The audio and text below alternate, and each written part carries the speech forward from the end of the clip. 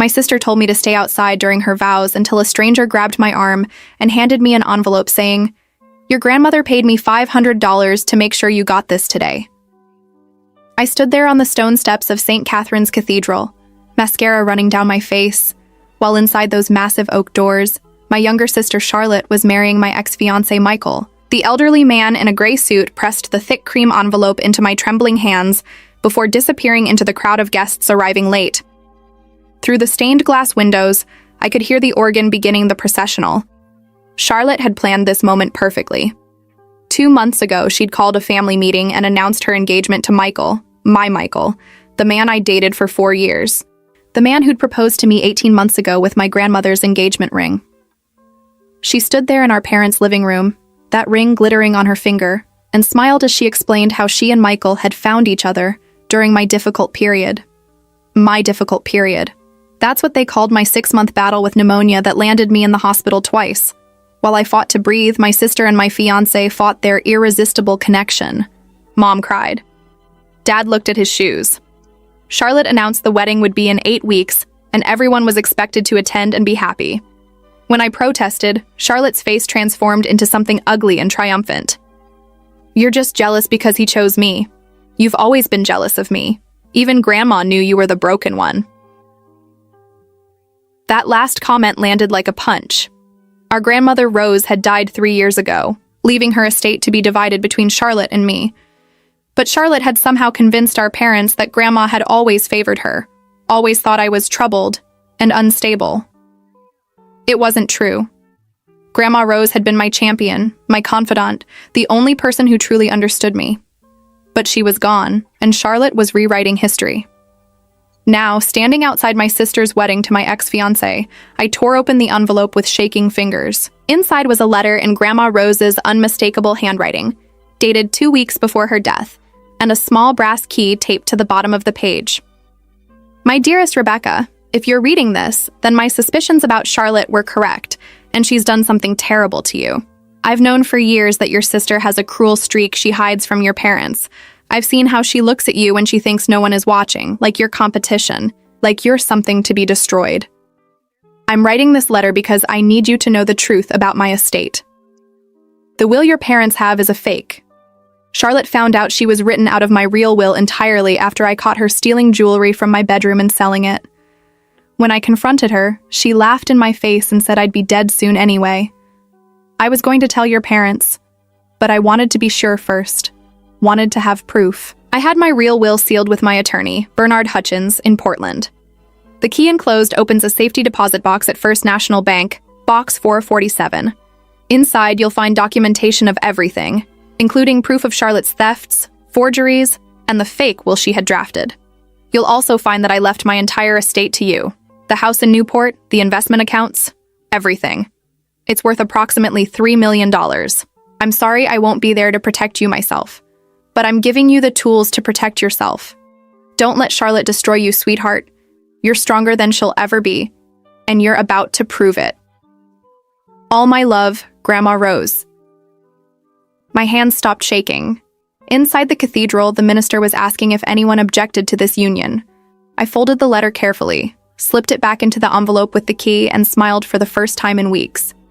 Charlotte thought she'd won. She'd taken my fiancé, humiliated me in front of our entire family, and was inside right now, probably gloating as she said her vows.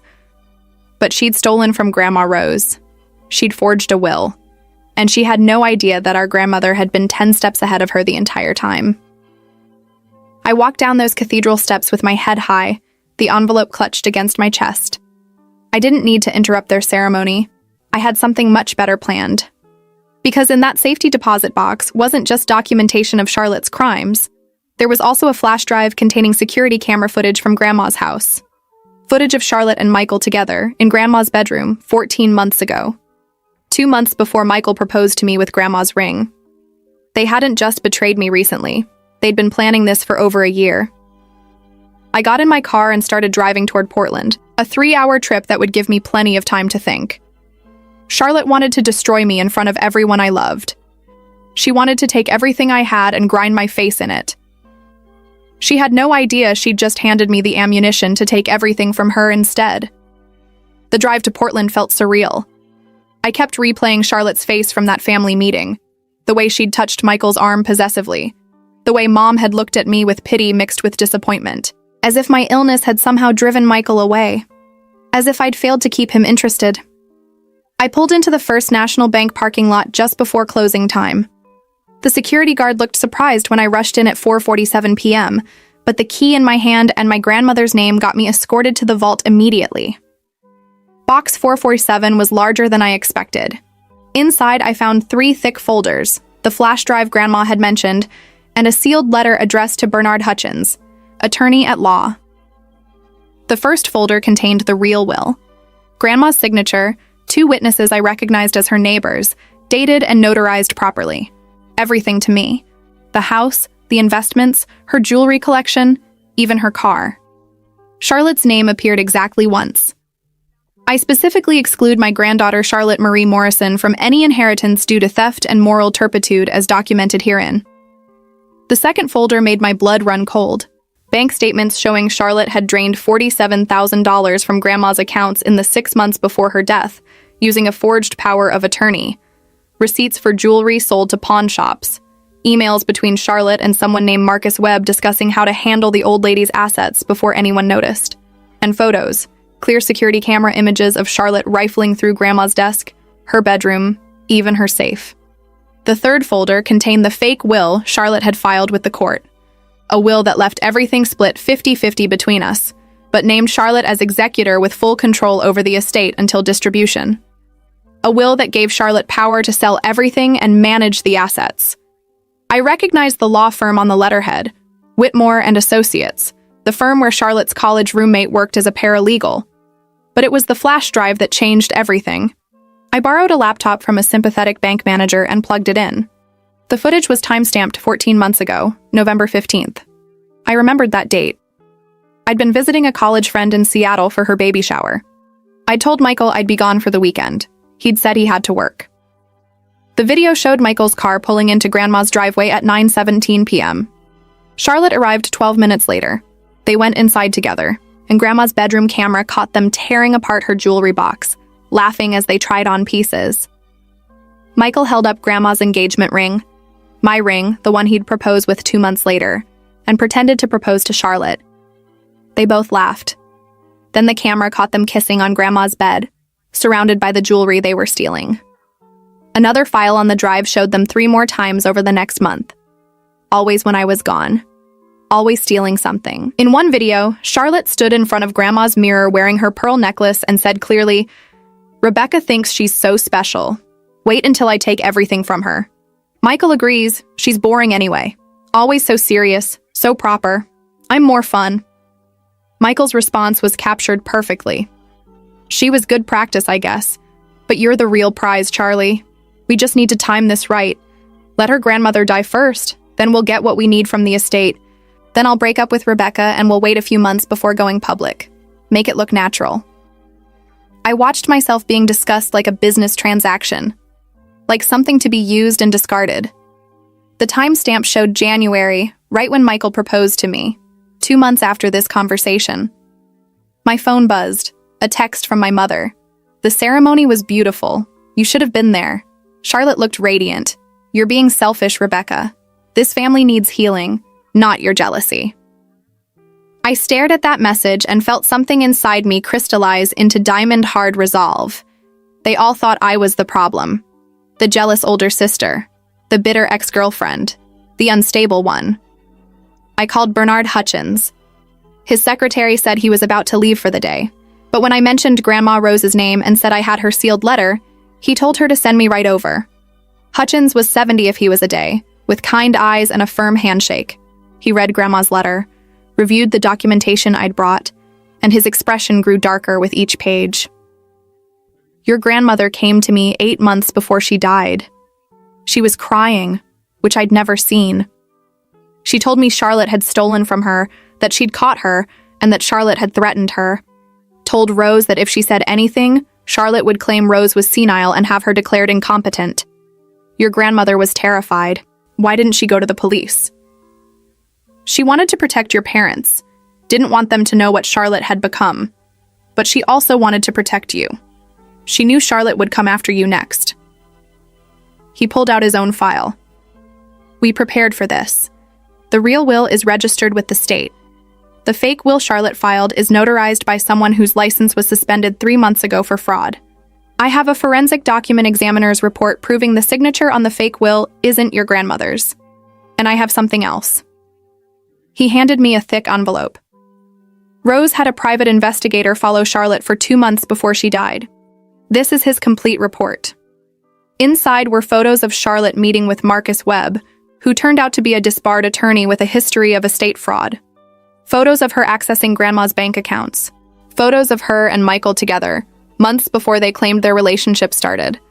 And a detailed financial analysis showing that Charlotte had been living well beyond her means for 2 years, funding her lifestyle by stealing from Grandma and running up credit cards she couldn't pay.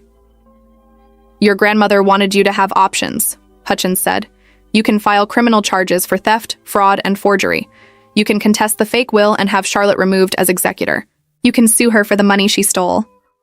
Or you can do all of it at once.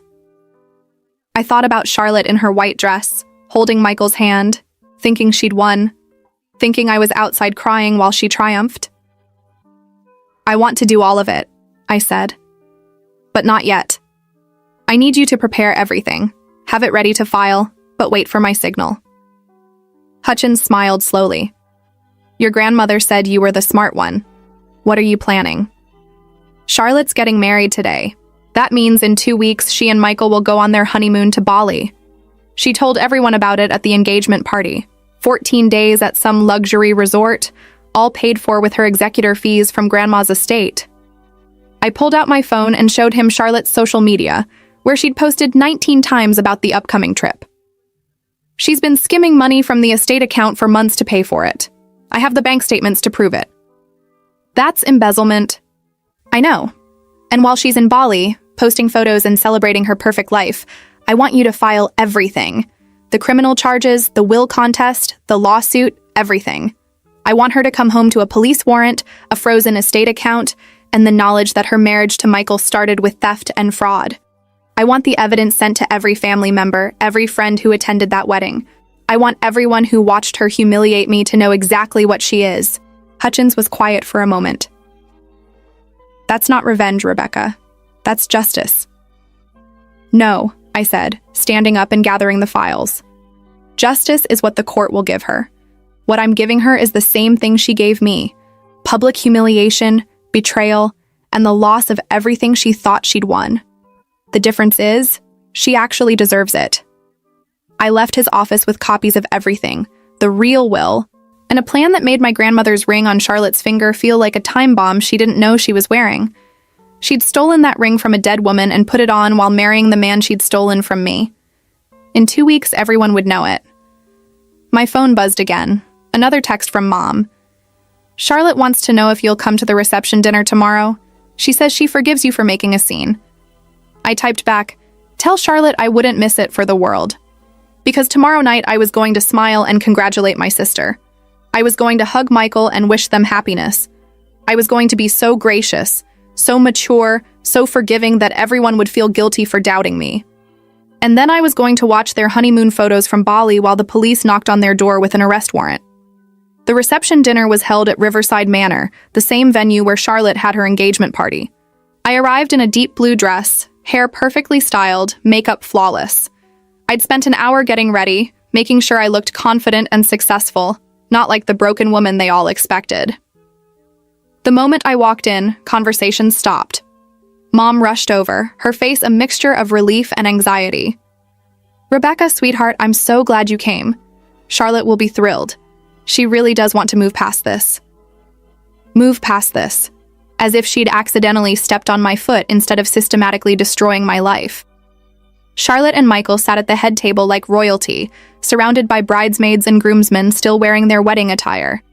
When Charlotte saw me, her smile was pure venom disguised as magnanimity.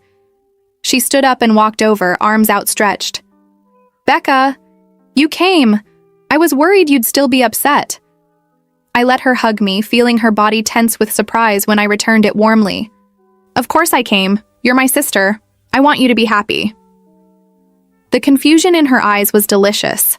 She'd expected tears, drama, an emotional breakdown she could use to paint me as unstable. Instead, I was calm, collected, and gracious. It threw her completely off balance. "I'm sorry about the ceremony," she said, loud enough for nearby tables to hear. "I just thought it might be too emotional for you, being there for the vows. You understand, right?" "Absolutely. It was probably for the best." I smiled at Michael, who looked distinctly uncomfortable. "Congratulations, Michael. I hope you two are very happy together." He mumbled something that might have been thanks. His hand found Charlotte's, and I noticed how tightly he gripped it. Nervous. Dad appeared beside me, his expression carefully neutral. "Let's get you a drink, Becca. Come on." At the bar, he ordered me a wine and himself a whiskey. "You're handling this well. Better than I expected." "Grandma Rose taught me grace under pressure," I said, watching his face carefully. He flinched at her name. "Your grandmother would have wanted you here tonight," he said quietly. "She always believed in family staying together." I sipped my wine and said nothing. Dad didn't know about the real will, the theft, the evidence sitting in Bernard Hutchins' office. None of them knew. Charlotte had played them all perfectly, and they'd believed her version of everything. That Grandma had loved both of us equally, that Michael and Charlotte had fallen in love organically after my relationship ended, that I was just bitter and jealous. Dinner was excruciating. Charlotte spent the entire meal making little comments designed to wound. Michael and I were saying how nice it'll be to host Thanksgiving at Grandma's house this year. Since I'm managing the estate, I'm keeping it in the family. I know you probably wanted to buy it, Becca, but it's better this way. More people can enjoy it. I smiled serenely. That sounds lovely. And we're thinking of turning Grandma's bedroom into a master suite. Fresh start, you know. Can't live in the past. She watched me carefully, waiting for the pain to show. Renovations sound expensive. Are you sure the estate can handle it? Charlotte's smile tightened. Oh, I'm managing the funds very carefully. Very carefully. I bet she was. Right into her personal accounts to fund her lifestyle. Michael kept drinking, growing more talkative and less guarded with each glass. You know what, Becca? I always thought you were too serious, too focused on doing everything right. Charlotte knows how to have fun. Life's too short to be so rigid all the time. You're absolutely right, I said, meeting his eyes. I've learned a lot about who people really are. It's been very educational. Something in my tone made him pause, but Charlotte jumped in. See? This is why I knew we could all get past this. Becca's being so mature about everything. An aunt I barely knew approached our table, champagne in hand. Charlotte, dear, I have to ask, is that Rose's engagement ring? I'd recognize it anywhere. Charlotte's face lit up. It is. Michael proposed with it. Isn't it perfect? It's like Grandma knew we were meant to be together. How did Michael get the ring? The aunt asked, her voice carrying interest rather than suspicion. Michael jumped in smoothly. Rose gave it to me before she passed. She told me she wanted it to stay in the family, with someone who'd treasure it. She said Charlotte had always been her favorite, that she knew Charlotte would appreciate the family history. My fingers tightened on my wine glass, but I kept my expression neutral. Grandma had never given him anything. They'd stolen that ring from her jewelry box, filmed on the security footage currently sitting in Bernard Hutchins' safe. How special, I murmured. Grandma always did have a way of knowing who deserved her treasures. Charlotte shot me a sharp look, but I was already standing, excusing myself to the restroom. I needed air, space, a moment away from their celebration built on lies and theft. In the marble bathroom, I splashed water on my wrists and stared at my reflection. 2 weeks. In 2 weeks, they'd be in Bali, posting sunset photos and couple selfies, thinking they'd gotten away with everything. My phone buzzed. A text from Bernard Hutchins. Everything is prepared, documents ready to file on your word. Also found something interesting in the PI report. Charlotte has been using estate funds to pay off her credit cards. Total amount embezzled is now $63. $0. Thought you should know. $63,000. She'd stolen nearly twice what I'd originally thought, all while playing the gracious estate executor, all while telling our parents she was protecting Grandma's legacy. I texted back, "Wait until they land in Bali. Give them 2 days to settle in and start posting photos. Then file everything at once." His response was immediate. "Consider it done. Your grandmother would be proud." I returned to the reception just as Charlotte was cutting the cake, a massive 5-tier confection decorated with sugar flowers.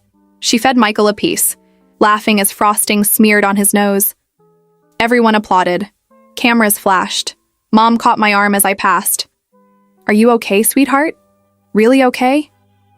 "I'm better than okay, Mom. I promise. I'm exactly where I need to be."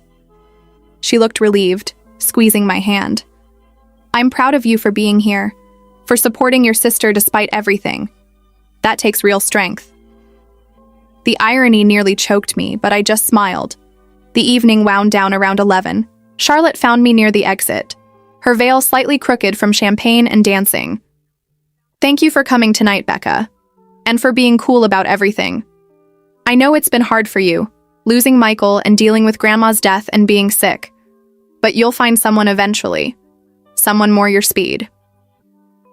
I looked at my little sister, at the triumph in her eyes, at the ring she thought she'd earned on her finger.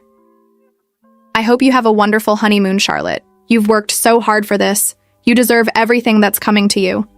She beamed, missing the double meaning entirely. "Bali is going to be amazing. 2 weeks of pure paradise. And when we get back, we're going to start our real life together. Maybe even start a family soon. Wouldn't that be wonderful? You could be Aunt Becca." "That sounds perfect," I said, hugging her one last time. Absolutely perfect. As I drove home that night, I thought about Grandma Rose's letter, about her final words to me. "Don't let Charlotte destroy you, sweetheart. You're stronger than she'll ever be, and you're about to prove it."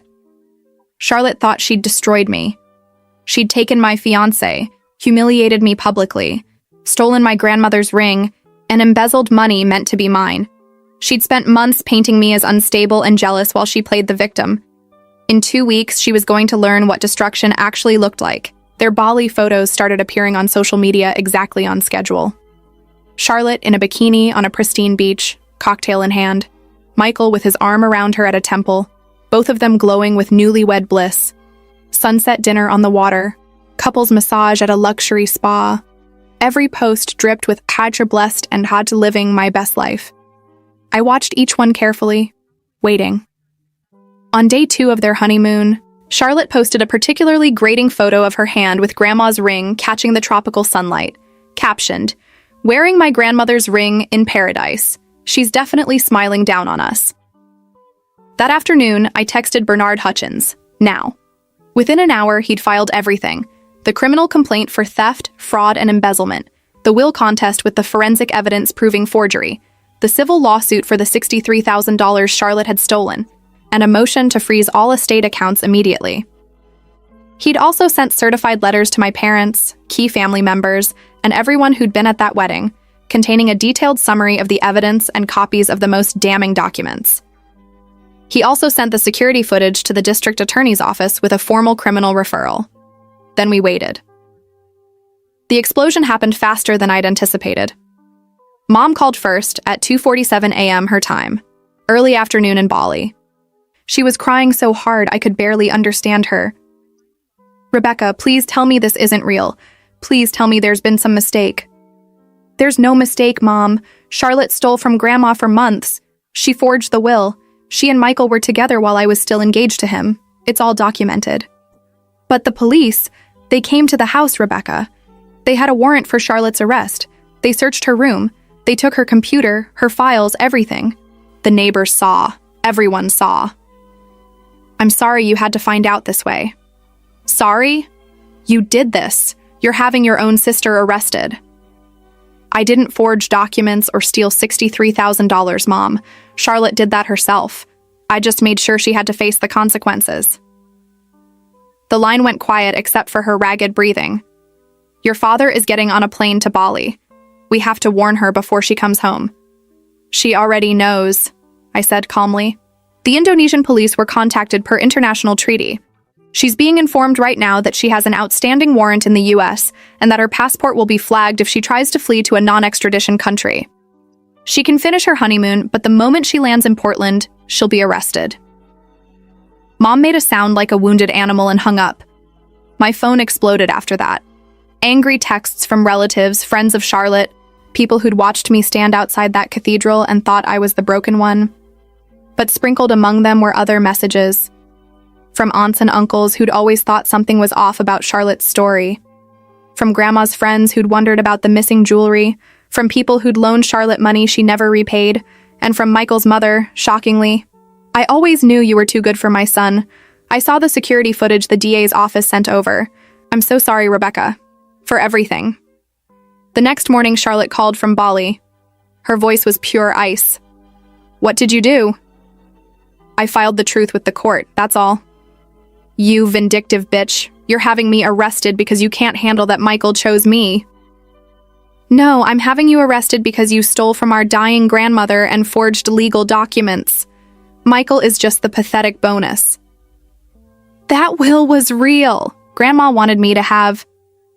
The notary who signed it lost her license for fraud 3 months before Grandma died. The signature analysis proves it's forged. And the security footage of you and Michael stealing from her jewelry box is time-stamped and authenticated. You didn't just betray me, Charlotte. You betrayed a woman who loved you, and you did it while she was dying. Silence. Then, Mom and Dad will never forgive you. They'll forgive me when they realize you've been lying to them for years. When they see the evidence. When they understand that Grandma tried to protect me from you because she knew exactly what you are. You've ruined my life. "No," I said, my voice perfectly calm. "I've exposed it. There's a difference. Enjoy the rest of your honeymoon, Charlotte. The Riverside County Sheriff's Department will be waiting for you at PDX with an arrest warrant when you land." She was screaming when I hung up. Bernard Hutchins called an hour later. The judge reviewed the evidence and granted our emergency motion. The estate accounts are frozen, Charlotte is removed as executor, and you've been appointed temporary administrator pending the criminal proceedings. Also, the DA is very interested in Marcus Webb. Turns out he's been running this same scam with multiple families. Charlotte might be facing charges as part of a larger conspiracy. What about Michael? He's named in the civil suit for theft of your grandmother's ring and jewelry. Since he was on camera stealing items valued over $10,000, he's looking at felony charges too. The DA hasn't decided whether to charge him separately or as an accomplice to Charlotte's crimes. I thought about Michael at that reception dinner, smug and drunk, telling me I was too serious. Thought about him trying on Grandma's ring like it was a toy, proposing to Charlotte as a joke while they robbed a dying woman. "Charge him separately," I said. "He deserves his own consequences." Consider it done. Over the next few days, I watched Charlotte's social media transform from paradise photos to desperate damage control. She posted a long statement claiming she was being persecuted by a jealous sibling and that the truth would come out in court. She claimed the evidence was fabricated, that I'd somehow manufactured security footage and forged documents. The comments section was brutal. "Saw the police at your parents' house. Looked pretty real. My mom was friends with your grandma. She says you stole jewelry right from Rose's bedroom." There's literally video of you and Michael stealing. Multiple videos. What part of that is fake? Within 24 hours, Charlotte's post was deleted. Her Instagram went private. Michael's accounts disappeared entirely. Dad called on day 5 of their honeymoon. His voice was hollow. "I saw the footage, the will analysis, everything. I'm sorry, Dad. No, I'm sorry. We didn't believe you when you said Charlotte was cruel to you growing up. We thought you were exaggerating, being dramatic. Your mother and I, we wanted to believe the best of both our daughters." He paused, and I heard him crying. "Rose tried to tell me. 2 months before she died, she said Charlotte had been stealing from her. I told her she was confused, that Charlotte would never do that. I made my own mother doubt herself because I couldn't accept the truth about my daughter. You didn't know, Dad. I should have known. And now Charlotte has destroyed herself. Her marriage is starting with criminal charges and our family is broken. All because we didn't listen." "Charlotte destroyed herself," I said firmly. "She made every choice that led to this moment. You didn't forge that will. You didn't steal $63,000. You didn't betray someone who loved you. She did all of that. What happens now? Now she comes home and faces justice, and I take over Grandma's estate like she intended. The line was quiet for a long moment. Your grandmother was right about you. You are the strong one. Charlotte and Michael's flight landed at PDX on a gray Tuesday morning. I wasn't there to see them arrested, but Bernard Hutchins attended and sent me photos. Charlotte in handcuffs, her face blotchy from crying, still wearing her Bali tan and her honeymoon clothes. Michael beside her, looking like he'd aged 10 years in 2 weeks. The ring on Charlotte's finger catching the airport fluorescent lights as the deputies read them their rights. The local news picked up the story. Newlyweds arrested on honeymoon return, charged with elder fraud and theft. It was better than I'd imagined. The courthouse on the day of Charlotte's arraignment was packed with press, family members, and curious onlookers drawn by the scandal. I sat in the back row wearing a charcoal suit, my hair pulled into a neat bun, every inch the composed granddaughter seeking justice for a woman who could no longer speak for herself. Charlotte entered in an orange jumpsuit, her honeymoon glow completely gone. She'd lost weight in just the 2 weeks since her arrest. Her hair hung limp, and the confidence she'd worn like armor at her wedding had crumbled into something desperate and angry. When she saw me, pure hatred flashed across her face. The prosecutor laid out the charges methodically.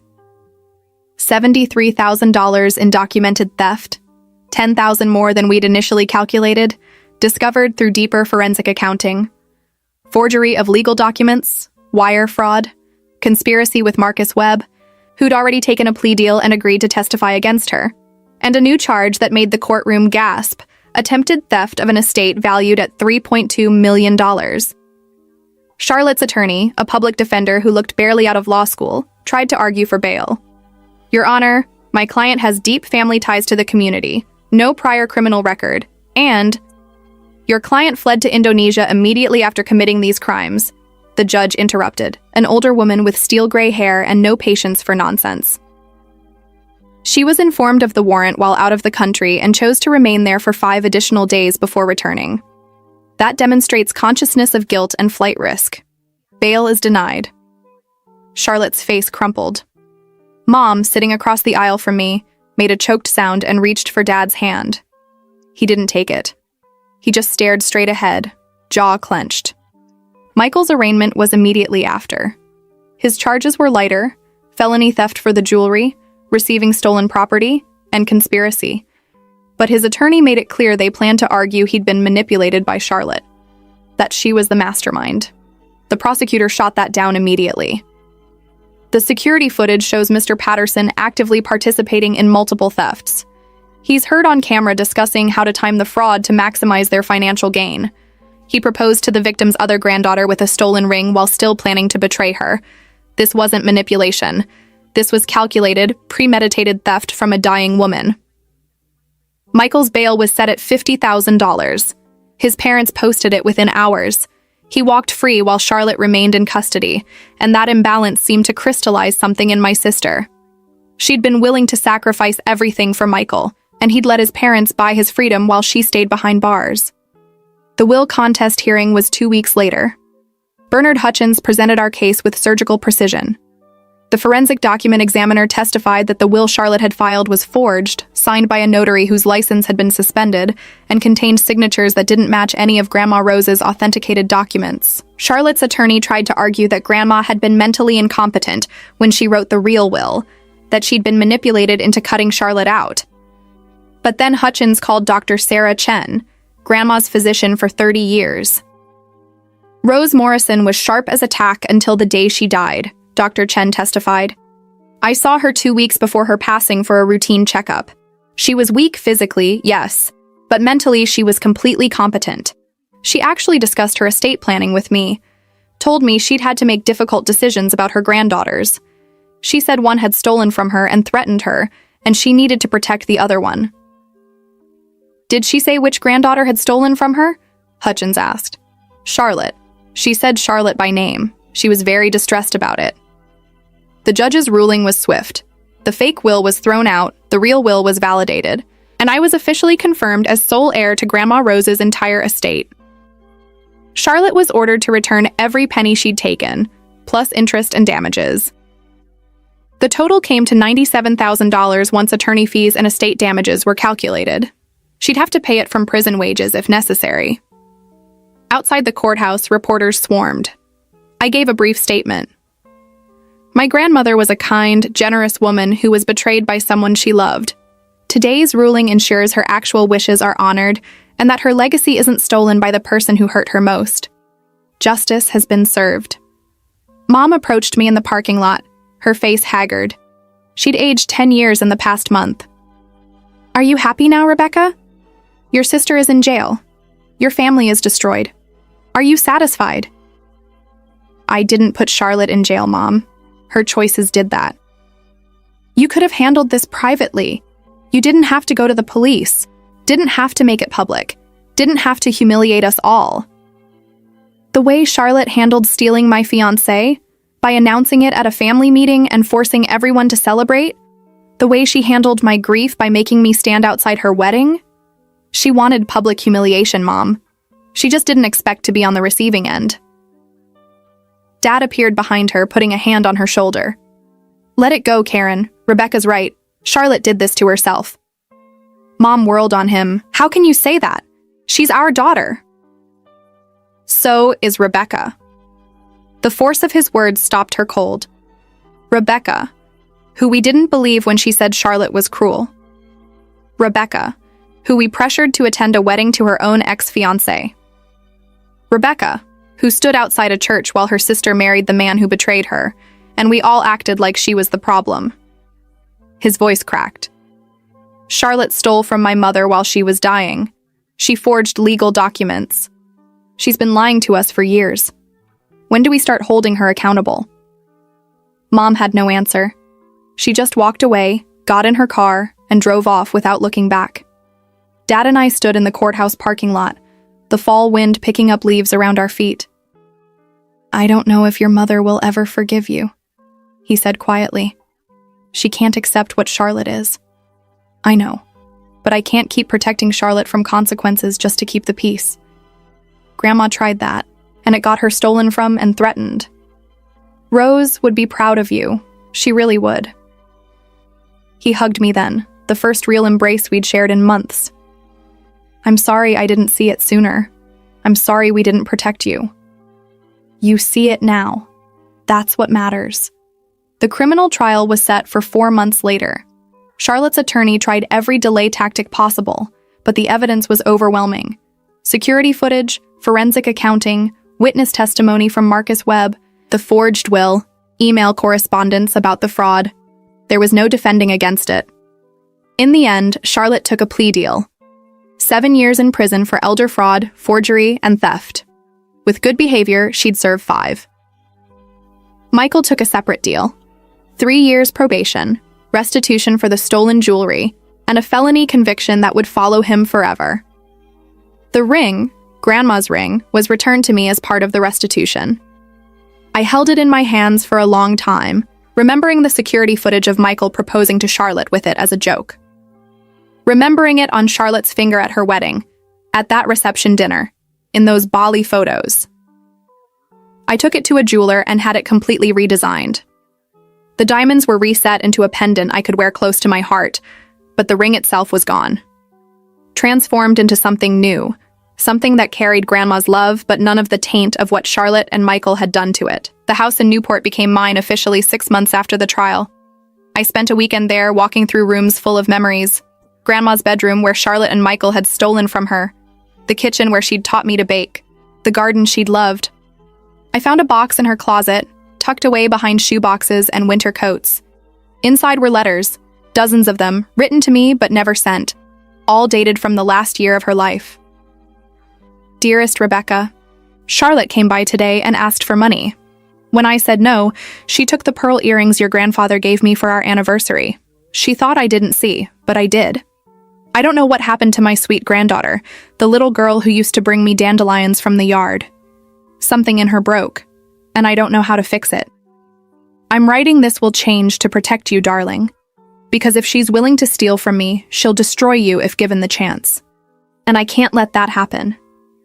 Another letter dated 2 weeks before she died. Rebecca, my love, if you're reading this, then I'm gone. and Charlotte has done something terrible to you. I'm sorry I couldn't protect you better while I was alive. I'm sorry I didn't tell your parents the truth. I tried, but they didn't want to believe their daughter could be cruel. But you, sweetheart, you have my strength. You have my spine. Don't let her break you. Don't let her win. Fight back with everything you have and don't feel guilty about it. Some people need to face consequences before they can change, and some people never change at all. I'm betting on you, Rebecca. Always. I sat on Grandma's bed, reading her letters, and cried for the first time since this whole nightmare began. Not for Charlotte, not for Michael, not even for my fractured family, but for Grandma, who'd seen the truth and tried to protect me even after death. Who'd known exactly what Charlotte was capable of and had given me the tools to defend myself. 2 years later, I still lived in that house. I'd renovated it, updated it, made it mine while keeping the essence of what Grandma had built. The garden flourished under my care. The investment accounts she'd left me had grown substantially, managed by a trustworthy advisor who'd known Grandma for decades. Charlotte was in her 3rd year of prison. We didn't speak. Mom visited her regularly and sent me photos I never asked for. Charlotte in prison blue, thinner, older, harder. Mom's emails always included little guilts about how she's learned her lesson and family should forgive. I never responded. Dad and I had coffee every Sunday. He'd divorced Mom 8 months after the trial, unable to reconcile her continued defense of Charlotte's actions. He lived in Portland now, working for a nonprofit. Life's too short to pretend evil isn't evil just because it shares your DNA, he'd told me when he announced the separation. Michael's probation officer contacted me once to ask if he'd tried to reach me. He hadn't. Apparently, he'd gotten engaged again, to a woman who had no idea about his past. I provided his probation officer with his new fiancé's contact information and copies of the court records. She deserved to know who she was marrying. The engagement was called off 2 weeks later. And me? I was finally living the life Grandma had wanted for me. I'd gone back to school, finished my master's degree, started a consulting business that actually thrived. I dated carefully, slowly, learning to trust again. I had friends who knew the whole story and stood by me. I had peace. Grandma's pendant hung around my neck every day, the diamonds catching light like little stars. A reminder that justice doesn't always come immediately, but it comes. That standing up for yourself isn't cruelty, it's survival. Charlotte had wanted to destroy me, to take everything I had and grind my face in it. Instead, she'd destroyed herself. And I'd taken back everything she'd stolen, plus interest. That wasn't revenge. That was restoration. 3 years after Charlotte's imprisonment, I received an email from an address I didn't recognize. The subject line read, "Please read this, Charlotte." I almost deleted it without opening, but curiosity won. "Rebecca, I know you don't want to hear from me. Mom says you never respond to anything about me, that you've completely cut me out of your life. I get it. I understand why. I'm not writing to apologize or beg for forgiveness. I know you'll never forgive me. And honestly, I'm not sure I deserve it. I'm writing because my therapist here says I need to take accountability, and I've spent 3 years avoiding the truth. I destroyed you because I was jealous. I've been jealous of you our entire lives. You were smarter, more together, more loved by Grandma. Everyone always compared us, and I always came up short. When Michael started dating you, I saw how he looked at you, like you were something precious. No one had ever looked at me that way. So I decided to take him from you. And when that wasn't enough, I decided to take everything else too. Grandma's money, her house, her love. I wanted to prove I could have what you had, that I could be better than you. But I wasn't better. I was just vindictive and cruel. And you destroyed me for it. I'll get out in 2 years. Mom thinks we can reconcile then, that enough time will have passed. But I know better. You won the war, Rebecca. You obliterated me so completely that I'll never recover. My marriage is over. Michael divorced me 6 months into my sentence. I have a felony record. No career, no money, no future. You took everything from me, just like I tried to take everything from you. The difference is, I deserved it. I hope you're happy with Grandma's house and her money and her memory. I hope every time you wear her jewelry, you think about how completely you destroyed me, because that's your victory, isn't it? That's what you wanted. Charlotte. I read the email 3 times, searching for genuine remorse, for real accountability. All I found was self-pity disguised as reflection. Even in her acknowledgement of wrongdoing, Charlotte made herself the victim. I destroyed her. I took everything from her. As if her own actions, the theft, the fraud, the years of cruelty, had nothing to do with her current situation. I deleted the email without responding. 2 weeks later, Mom called. I'd been ignoring her calls for months, but something made me answer. Rebecca, please, just listen for 1 minute. Her voice was raspy, exhausted. Charlotte wrote to you. Did you read it?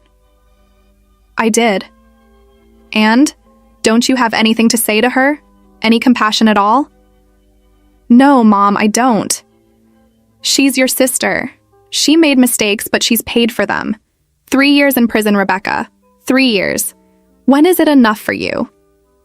When did you start asking Charlotte that question? I countered. When was her cruelty enough? When was stealing from Grandma enough? When was publicly humiliating me at her wedding enough? You never asked her when she'd had enough. You only ask me when I'll stop holding her accountable. That's different. It's not different. It's exactly the same. Charlotte spent years hurting me, hurting Grandma, lying to everyone, and you all made excuses for her. The moment I held her accountable, suddenly I'm the villain. Well, I'm done being the villain in Charlotte's victim story. She chose her path. She's living with the consequences. She's trying to change. Then she can change in prison, and she can build whatever life comes after with whoever is willing to give her a chance.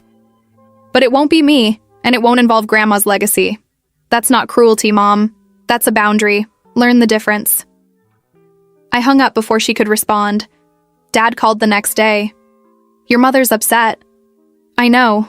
She thinks I should forgive Charlotte. Should you? His tone was genuinely curious, not judgmental. Would you forgive someone who stole from your dying mother, forged her will, stole your fiancé, humiliated you publicly, and only expressed remorse when facing prison time? Long silence. No, I don't think I would. Then you understand why I won't. Charlotte's letter has been making the rounds in the family. Some people think you should show mercy. Those people can show her all the mercy they want. They can write to her, visit her, give her money when she gets out. I won't stop them. But they don't get to decide my boundaries. Fair enough. He paused. For what it's worth, I think Rose would be proud of how you've handled this. You didn't become cruel like Charlotte. You didn't seek revenge beyond what the courts decided. You just protected yourself and what Rose left you. That took strength. After we hung up, I walked through Grandma's house, my house now. The renovations were complete. Her bedroom was now a library, lined with books and comfortable chairs, a space for reading and peace. The kitchen had been updated but kept its warmth. The garden flourished, expanded with new flowers Grandma would have loved. I'd made this house mine while honoring her memory, not by preserving it exactly as she'd left it, but by living fully in it, growing in it, thriving in it. That's what she'd wanted. Not a museum to her past, but a foundation for my future. Charlotte wanted me to feel guilty for destroying her. She wanted me to carry the weight of her consequences as if I'd forced her to commit fraud, to steal, to betray. As if I'd held a gun to her head and made her choose cruelty. But I didn't destroy Charlotte. She destroyed herself, piece by piece, decision by decision, lie by lie. I just made sure she couldn't destroy me in the process. 5 years after the trial, I was at a coffee shop in Portland when I saw Michael. He looked smaller somehow, older, tired. He was with a woman, not the fiancé I'd warned away, someone new. They were arguing in hushed voices near the counter. He saw me and froze. The woman noticed, followed his gaze, and saw me watching. Something clicked in her expression. She grabbed her purse and walked out, leaving Michael standing there alone. He approached my table slowly, like someone approaching a wild animal. Rebecca, hi. Michael.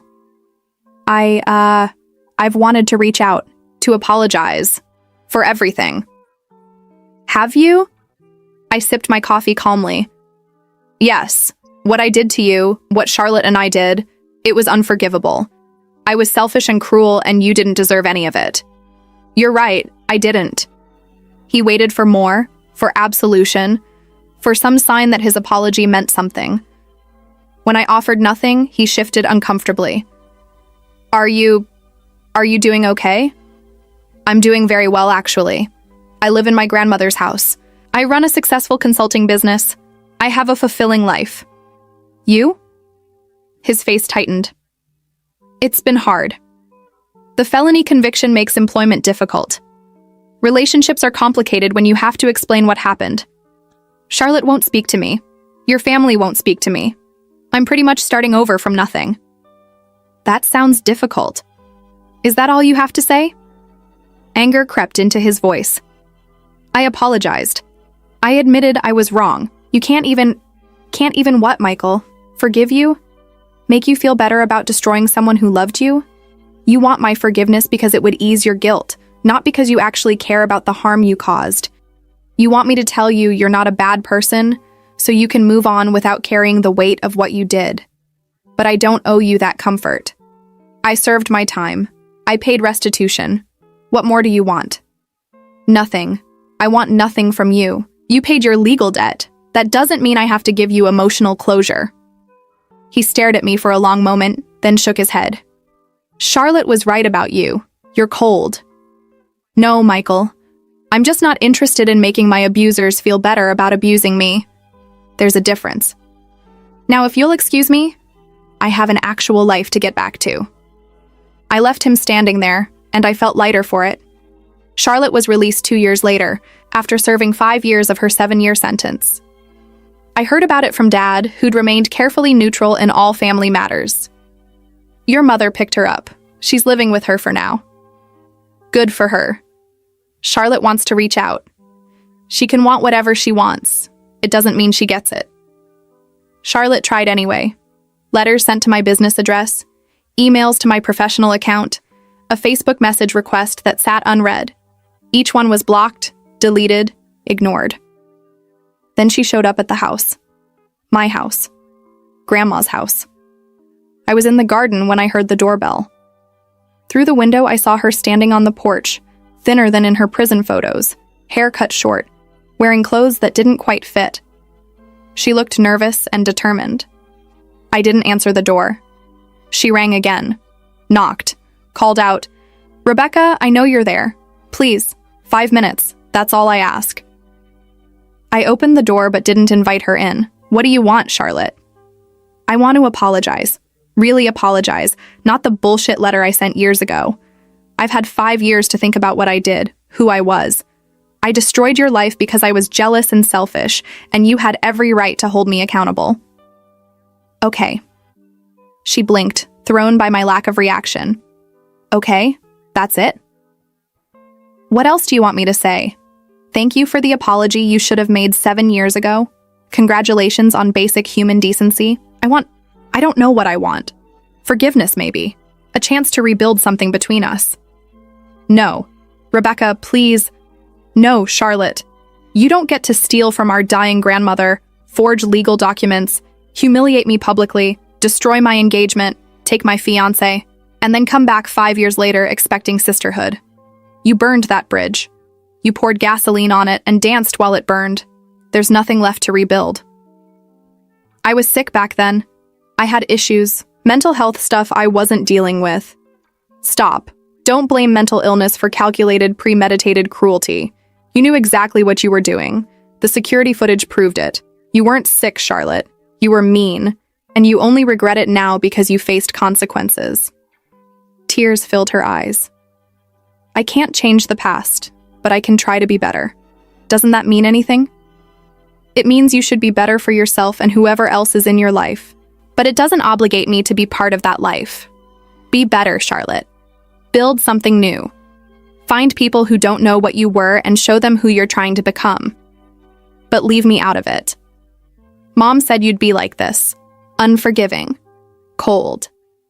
Mom enabled you for years and couldn't see what you really were until the police showed her evidence. I don't particularly value her opinion on my boundaries. I started to close the door. Don't come back here, Charlotte. This house, this life, it's not yours. It never was. Grandma would want us to reconcile, she said desperately. I paused, hand on the doorframe.